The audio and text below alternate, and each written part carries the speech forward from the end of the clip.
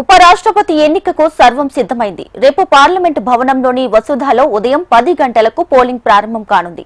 ఇందులో పార్లమెంటు ఉభయ సభల సభ్యులు ఓటు హక్కు వినియోగించుకోనున్నారు. ఎన్డీఏ తరపున మహారాష్ట్ర గవర్నర్ సిపి రాధాకృష్ణన్ బరిలో ఉండగా, ఇండీ కూటమి నుంచి సుప్రీంకోర్టు మాజీ న్యాయమూర్తి జస్టిస్ బి సుదర్శన్ రెడ్డి పోటీ చేస్తున్నారు.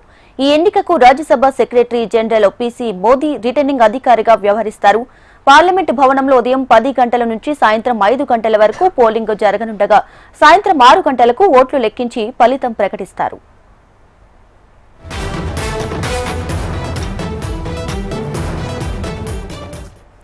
ఉపరాష్ట్రపతి ఎన్నిక నేపథ్యంలో తమ ఎంపీలు ఓట్లు సక్రమంగా వేసేందుకు వీలు కల్పిస్తూ 2 కూటములు ప్రత్యేక కార్యక్రమాలు ఏర్పాటు చేశాయి.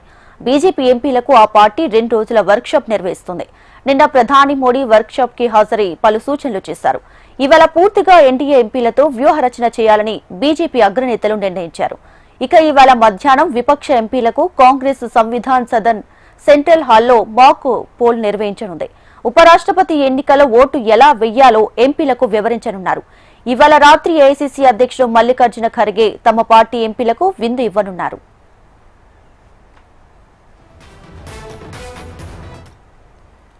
ఉభయ సభల్లో మొత్తం 788 మంది సభ్యులకు గాను ప్రస్తుతం 781 మంది ఉన్నారు.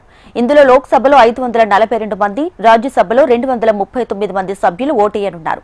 ఎన్డీఏకు 425 మంది, ఇండీ కూటమికి 311 మంది, ఇతర ప్రతిపక్షాలకు 45 మంది సభ్యుల బలం ఉంది. ఇతర ప్రతిపక్షాల్లో 11 మంది ఎంపీలు ఉన్న వైసీపీ ఎన్డీఏకు మద్దతు ప్రకటించింది. బీజేడీ మద్దతు కోసం ఆ పార్టీ అధినేత నవీన్ పట్నాయక్ కు ప్రధాని మోడీ ఫోన్ చేశారు.